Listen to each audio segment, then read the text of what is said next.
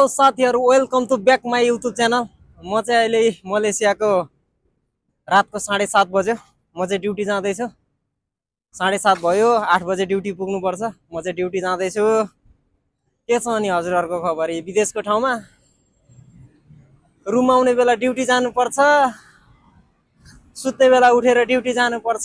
के गर्ने, यस्तै छ। म त ड्युटी पो जाँदैछु त हो। यिनीहरुको जिन्दगी मोज छ। काम गर्नु पर्दैन, बाटोमा मागो खायो। कहिलेकाहीँ सोध्छु म पनि यसरी नै बसौँ कि जस्तो लाग्छ। फेरि यो दुईटा खुट्टा र दुईटा हात के को लागि भन्छु, फेरि दुःख गर्न गयो। यस्तै छ।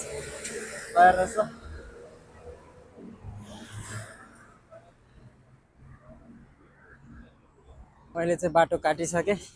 जाम बाटो काट्नलाई नि 5 मिनेट लाग्यो भने। ल हेर्नुस्, नेपालमा बिजुली गयो भन्छ यहाँहरु जस्तै। यहाँ बाटोमा, विदेशमा बाटोमा झिलिमिली छ। यस्तो हुनु पर्यो के पियोली बा, यस्तो हुनु पर्यो बाटोमा भनेको, यस्तो हुनु पर्यो। ल यहाँबाट केएलसीसी पनि देखा छ। के गर्ने, यस्तै छ। रुम आउने बेलामा ड्युटी जानु पर्या छ। अब बेलुकाको 1 बजे आउने हो। रातको 1 बजे आउनु पर्छ रुम। एकदम दामी देखा छ यहाँबाट केएलसीसी पनि। ल हेर्नुस्, यो चोकमा एकदम धेरै जाम हुन्छ भनेको। एउटा दुईटा तीनटा 7तिरबाट गाडी आउँछ।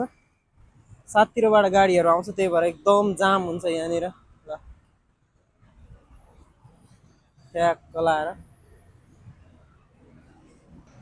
हजुरहरु सबैलाई धेरै धेरै धन्यवाद। मलाई पनि माया सपोर्ट गरिदिनु होला। हजुरहरुको सानो माया सपोर्टले म पनि केही गर्न सक्छु कि, अगाडि बढ्न सक्छु कि। म पनि भर्खर आफूले सकेको जानेको कुराहरू सामाजिक सञ्जाल मार्फत देखाउने प्रयास गर्दैछु। मलाई पनि सहयोग गरिदिनु होला। मेरो च्यानललाई नि एक सब्स्क्राइब गरिदिनु होला। ल म चाहिँ अब ड्युटी पुग्न लागे। ल शुभरात्रि सबैमा।